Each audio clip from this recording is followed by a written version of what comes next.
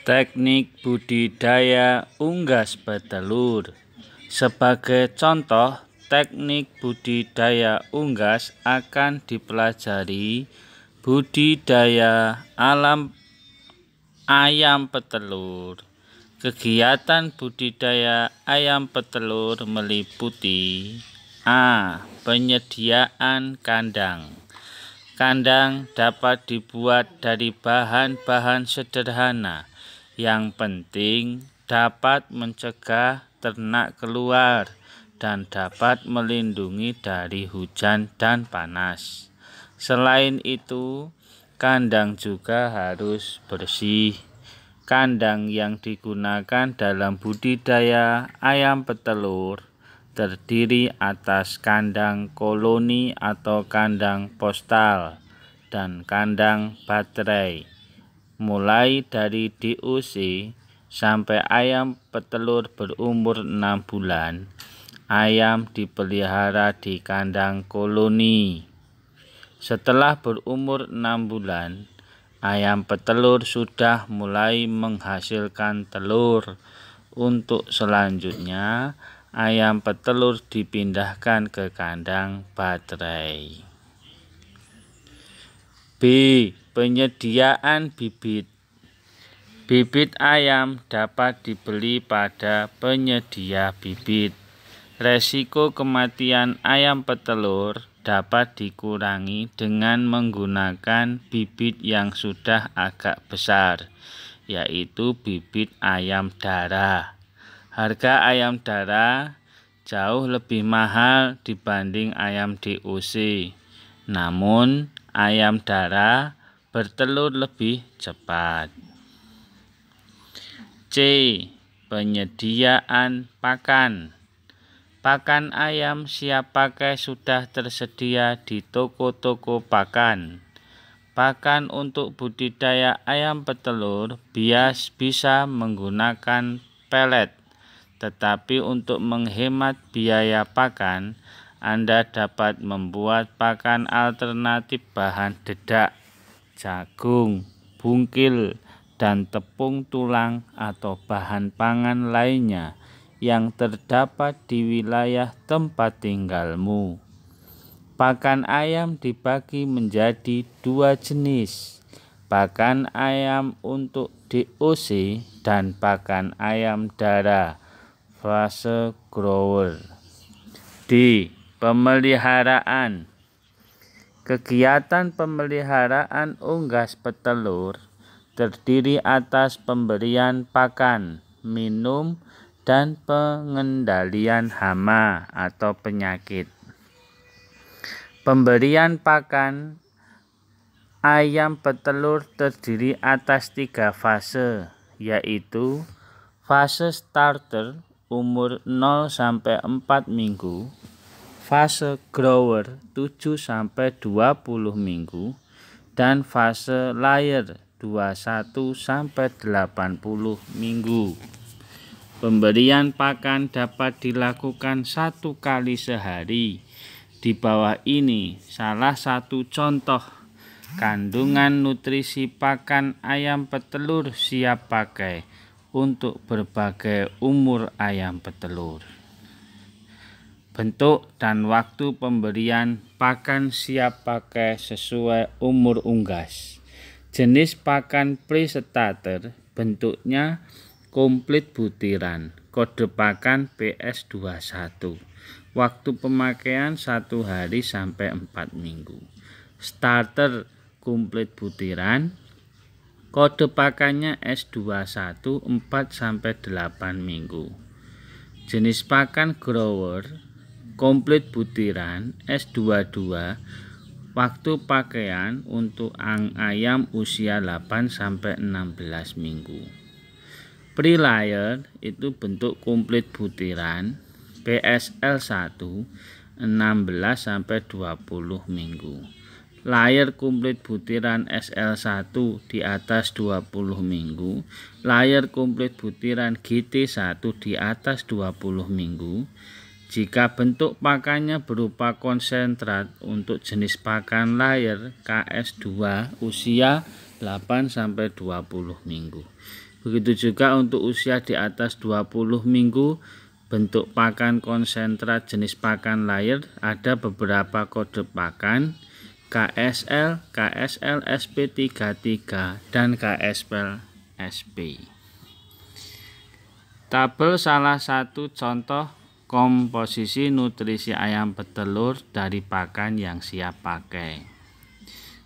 Kandungan nutrisi jenis pakan pre-starter untuk protein itu 21-23%, lemaknya 4-6%, serat kasarnya 5%, abunya 8%, airnya 12%, kalsium 0,9 sampai 1,1%, fosfornya 0,6 sampai 0,8%. Begitu juga untuk starter, grower, player, dan layer dapat diamati pada tabel berikut ini. Persentasi antara protein, lemak, serat kasar, abu, air, kalsium, dan fosfor. Nah, ini semua adalah jumlah maksimum. Anda dapat membuat sendiri pakan yang dibutuhkan unggas yang dipelihara. Namun untuk peternak pemula lebih dianjurkan menggunakan pakan siap pakai yang dapat dibeli di toko pakan agar tidak berakhir dengan kerugian. Dengan pengalaman yang Anda dapatkan, Anda akan mampu meramu sendiri pakan untuk unggas dipelihara. Panen yang hasil yang dipanen dari ayam petelur adalah telur ayam. Telur dipanen 3 kali dalam sehari agar kerusakan telur yang disebabkan oleh virus dapat terhindar. Pengambilan pertama pada pagi hari antara pukul 10 sampai 11. Pengambilan kedua pukul 13 sampai 14. Pengambilan ketiga terakhir sambil mengecek seluruh kandang dilakukan pada pukul 15 sampai 16. Hasil tambahan yang dapat dinikmati dari hasil budidaya ayam petelur adalah ayam petelur yang sudah habis masa bertelur dapat dijadikan ayam petelur, ayam pedaging, dan kotoran ayam yang dapat dijual untuk dijadikan pupuk organik. Pasca panen. Kegiatan pasca budidaya unggas petelur meliputi penyortiran dan pembersihan telur. Telur yang sudah dikumpulkan langsung disortirkan berdasarkan ukuran dan bentuknya, yaitu telur normal dan abnormal, tidak normal. Telur normal adalah telur yang oval, bersih dan kulitnya mulus serta beratnya 57,6 gram dengan volume sebesar 63 cc. Telur yang abnormal misalnya telur kecil atau terlalu besar, kulitnya retak atau tidak rata, dan bentuknya lonjong. Selanjutnya telur dibersihkan dari kotoran dan litter yang menempel dengan cara dicuci atau diamplas pelan-pelan. Kemudian setelah siap untuk dikemas dan dipasarkan. Telur dapat dijual langsung ke pedagang besar atau dikemas terlebih dahulu sebelum dipasarkan. Kamu juga bisa berkreativitas untuk mendesain kemasan telur sehingga menjadi lebih menarik dan dapat dijual dengan harga lebih tinggi daripada telur curah. Sanitasi kandang dan pemeliharaan kandang. Kegiatan sanitasi dan pemeliharaan kandang diperlukan. Salah satu tujuannya untuk menjaga kesehatan dan keamanan ayam yang dipelihara. Biasanya dilakukan setelah panen selesai. Bangunan kandang perlu dipelihara secara baik dengan cara dibersihkan secara teratur. Apabila ada bagian kandang rusak, maka harus segera diganti atau diperbaiki kembali. Dengan demikian, daya guna kandang bisa maksimal tanpa mengurangi persyaratan kandang bagi ternak yang dipelihara. Menjaga kebersihan kandang dan lingkungan sekitar kandang, sanitasi pada areal peternakan merupakan usaha pencegahan penyakit yang paling murah dan mudah.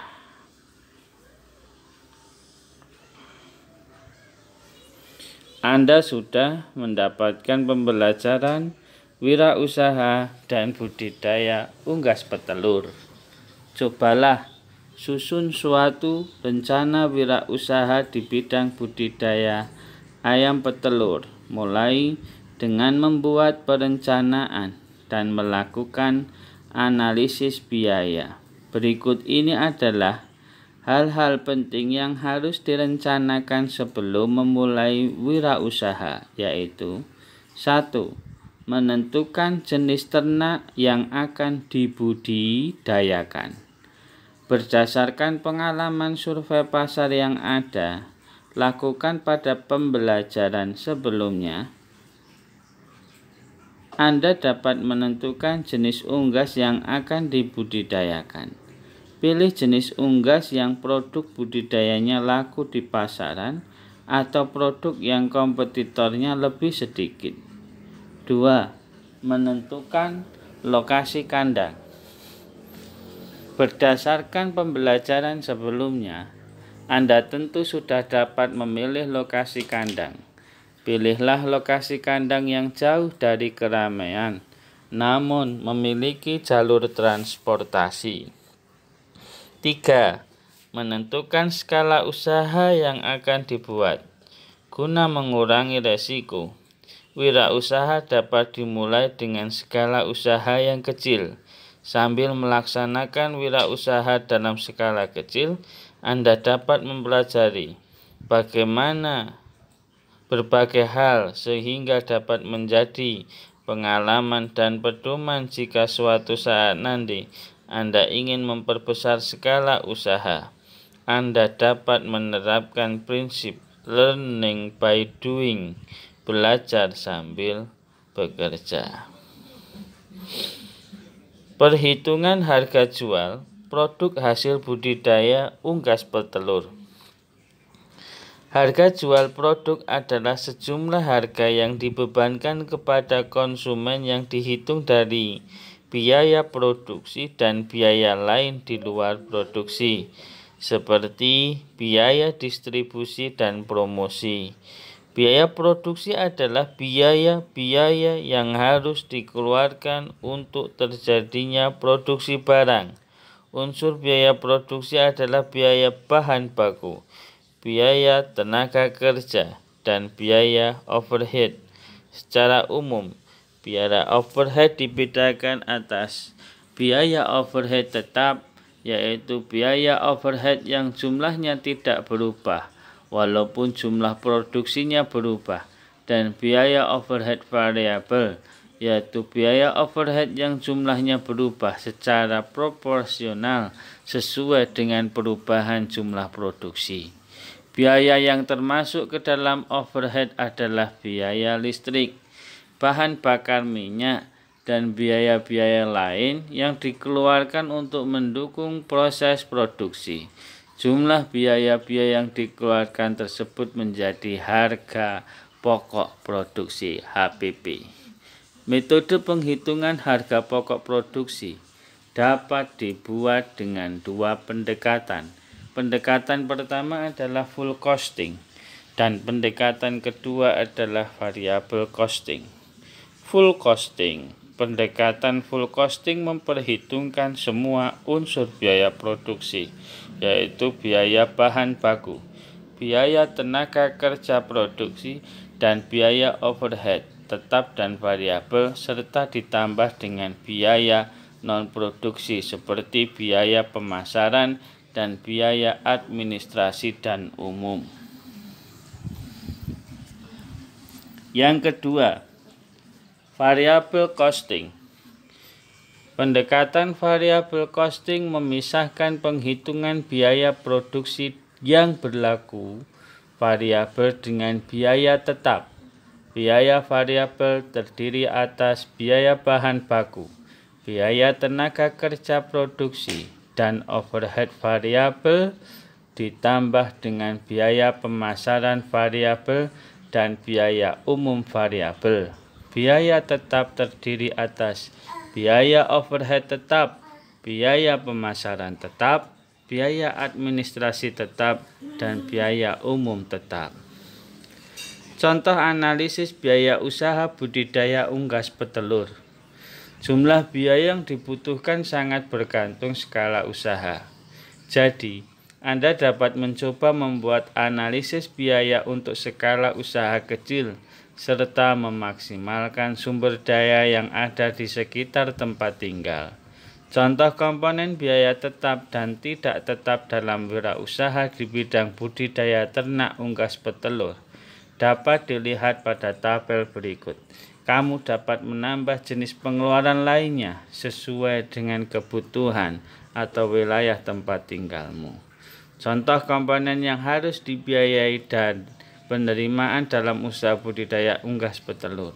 1. Pembuatan kandang. Jumlah satuannya berapa? Satuannya berapa? Harga satuan total berapa? Peralatan kandang, tempat makan, tempat minum, galon air, lampu penerangan. Lalu ada biaya tetap, mulai dari bibit, pakan, obat-obatan, vitamin. Lalu penerimaannya, penjualan unggas, penjualan kotoran unggas, penjualan telur unggas, dan seterusnya. Harga pokok produksi dihitung dari jumlah biaya yang dikeluarkan untuk memproduksi sejumlah produk. Penetapan harga jual produk diawali dengan penetapan HPP per unit. Dari setiap produk yang dibuat HPP per unit adalah HPP dibagi dengan jumlah produk yang dihasilkan. Misalnya pada satu kali produksi dengan HPP 1 juta dihasilkan 100 buah produk, maka HPP per unit adalah 1 juta dibagi 100 yaitu 10.000. Harga jual adalah HPP ditambah dengan laba yang diinginkan. Harga jual ditentukan dengan beberapa pertimbangan, yaitu bahwa harga jual harus sesuai dengan pasar sasaran yang dituju, mempertimbangkan harga jual dari pesaing dan target pencapaian break-even point, serta jumlah keuntungan yang didapatkan sebagai bagian dari strategi pengembangan wirausaha. Metode penetapan harga produk secara teori dapat dilakukan dengan 3 pendekatan. 1. Pendekatan permintaan dan penawaran, supply demand approach. Dari tingkat permintaan dan penawaran yang ada, ditentukan harga keseimbangan, equilibrium price, dengan cara mencari harga yang mampu dibayar konsumen dan harga yang diterima produsen, sehingga terbentuk jumlah yang diminta sama dengan jumlah yang ditawarkan. Pendekatan biaya cost oriented approach menentukan harga dengan cara menghitung biaya yang dikeluarkan produsen dengan tingkat keuntungan yang diinginkan, baik dengan markup pricing dan break-even analysis. 3. Pendekatan pasar market approach merumuskan harga untuk produk yang dipasarkan dengan cara menghitung variabel-variabel yang mempengaruhi pasar dan harga seperti situasi dan kondisi politik, persaingan sosial, budaya. Media promosi produk hasil budidaya unggas petelur. Pengertian dan jenis-jenis promosi hasil budidaya unggas petelur. Promosi merupakan salah satu strategi pemasaran. Strategi pemasaran produk memanfaatkan bauran dari strategi produk, place, price, dan promotion, atau dikenal pula dengan sebutan 4P. Pada pembelajaran sebelumnya telah dibahas tentang produk dan harga, price. Kesuksesan suatu produk dapat dipasarkan. Produk di pasaran tidak hanya ditentukan oleh kualitas produk dan harga yang tepat, melainkan juga tempat penjualan, place, dan cara promosi, promotion. Kegiatan dan media promosi bergantung dari pasar sasaran yang merupakan target dari promosi tersebut, dan tempat penjualan produk dilakukan. Promosi produk dapat dilakukan di antaranya dengan mengadakan kegiatan di suatu lokasi, promosi melalui poster atau iklan di media cetak, radio, maupun media sosial. Tujuan promosi adalah untuk mengenalkan produk kepada calon pembeli dan membuat pembeli membeli produk. Promosi yang tepat akan diikuti oleh 4 bentuk respon dari calon pembeli. Pertama adalah perhatian, attention, dari calon pembeli disebabkan oleh promosi yang menarik, didengar dan dilihat, serta unggul daripada promosi produk pesaing. Kedua adalah ketertarikan, interest, dari calon pembeli. Ketiga adalah keinginan, desire, calon pembeli untuk memiliki produk. Keempat adalah tindakan, action, membeli. 4 bentuk respon ini dikenal dengan AIDA: attention, interest, desire, dan action.